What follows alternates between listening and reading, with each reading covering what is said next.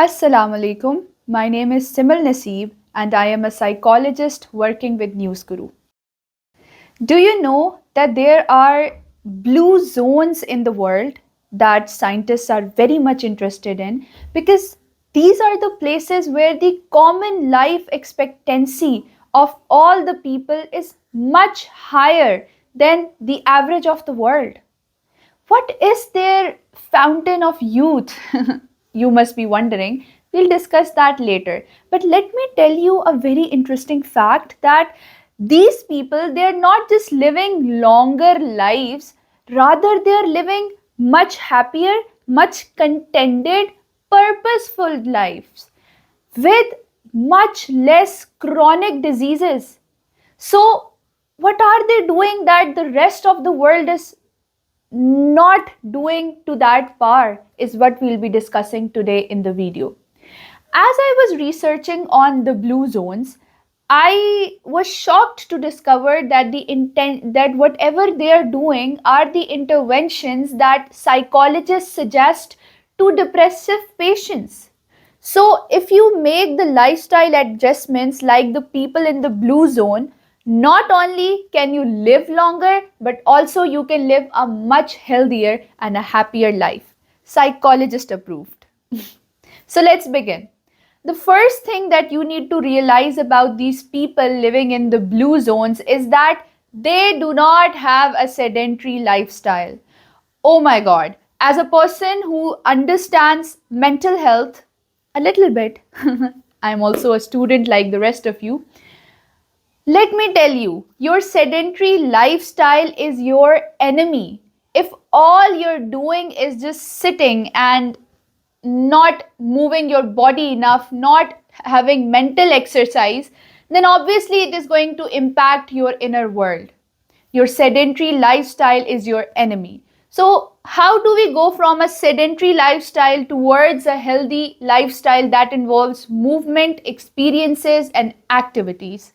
Well, the first thing is this, your phone. I would rather request you all to open your phone and check that what is the average screen time that you people are using. And most of you will be shocked that we think that there is time poverty in the world. We do not have enough time is the cry of every next teenager, of every next young adult, of every next boomer, millennial, Gen Z. Yet, if you check your screen time on your phone, it is between 6 to 11 hours. So if you're spending that much time sitting and scrolling on your phone, obviously it will have an impact on your mental health because your brain is not used to this. You have the brain of your hunter-gatherer ancestors and your brain wants nature. Your brain wants activity, rather it craves it. So the first thing that we have to be mindful about is how we are using our time. And now, once you have limited your screen time, let me tell you, in itself, it is a physical intervention for coping with depression or depressive tendencies. If you feel like maybe I have sadness or gloominess, then try doing this. Time तो बचा लिया, अब वक्त के साथ करना क्या है? Now I will tell you what to do with the time that you save after limiting your screen time. Number one and the most important of all is have movement in your life. Your body is not made to be stagnant. All the time you're in your bed when you're at your home and in your workplace, you're sitting on a chair, and if this is how you're living, obviously your cognitive activities will be affected. So kindly start moving your body, start exercising, and no, you do not have to hit the gym 7 days a week. You do not need to have big muscles.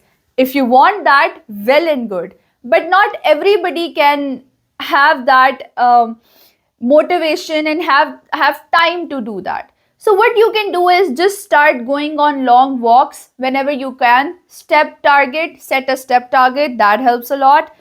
Other than that, just move your body, just do yoga, pilates, dance, whatever you like, but have movement in your life. Then your diet. Second and most important thing is what you're eating.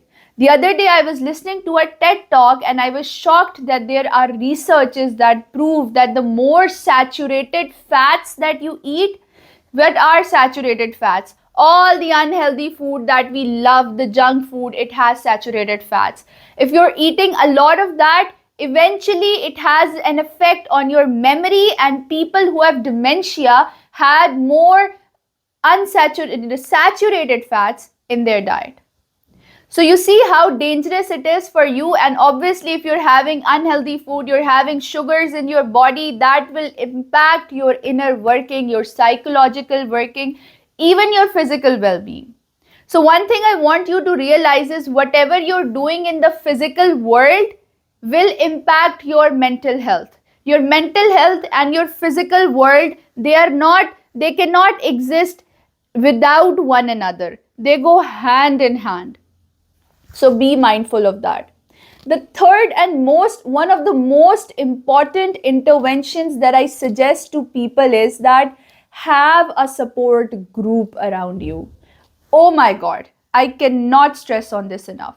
We live in a world where I don't need anyone mentality is spreading amongst the youth.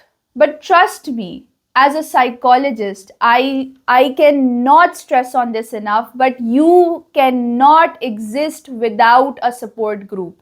Humans are made to be social animals. It is in our systems to crave intimacy with people.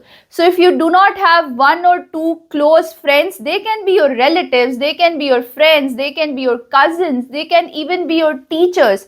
Just 2-3 people that you have a heart to heart connection with, that can be very dangerous for you. Loneliness and solitude are killers for mental health. They lead to depression, they lead to suicide tendencies, they lead to a negative worldview. Do you see how dangerous these words are? So please have people around you that you can hang out with. Yes, career is important. Yes, solitude is important. Yes, me time is important. But try to strike the right balance between sharing your life with people and cultivating a life of peace, loneliness, and solitude.